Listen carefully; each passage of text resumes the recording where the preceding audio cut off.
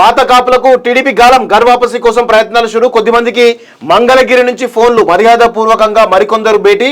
మళ్ళీ తెలుగుదేశం పార్టీలో చేరడంపై చర్చలు. తెలంగాణలో పార్టీ బలోపేతంపై అధినేత ఫోకస్. ఎన్టీఆర్ భవన్ కు పూర్వ వైభవం అంటూ ఒకరిని చూస్తా ఉన్నాం. సో ఇప్పటికే మల్లారెడ్డి చాలా పెద్ద ఎత్తున ఈరోజు టీడీపీలో చేరడానికి ఆయన ప్రయత్నాలు చేస్తున్నాడు.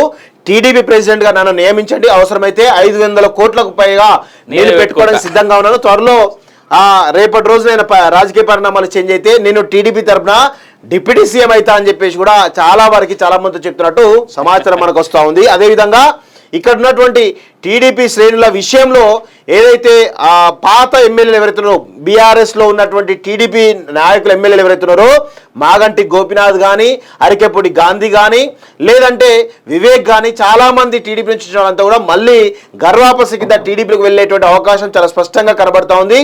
జిహెచ్ఎంసీలో కానీ, ఇటు రూరల్లో కానీ ఇప్పటికి కూడా టీడీపీ క్యాడర్ చాలా బలంగా ఉన్నదనే విషయం కూడా గుర్తుపెట్టుకోవాలి.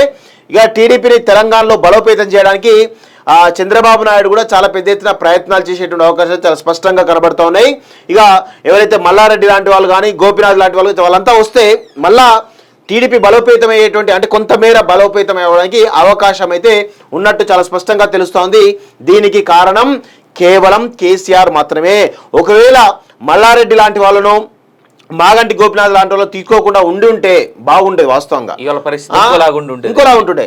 ఈ రోజు నవీన్ యాదవ్ లాంటి వాళ్ళు ఉన్నారు, వాళ్ళని చేర్చుకుంటే అయిపోతుండే. వాస్తవంగా తెలంగాణ ఆత్మ, ఈరోజు హైదరాబాద్ ఆత్మ ఉన్నటువంటి, అస్తిత్వం ఉన్నటువంటి నాయకులు వాళ్ళంతా కూడా వాళ్ళని చేర్చుకోకుండా ఆంధ్ర మూలాలను చేర్చుకొని ఈ రోజు నీ రాజకీయ పబ్బం కట్టుకునే విధంగా చేసినట్టు వాళ్ళకు పునర్జీవనం చేసినాం.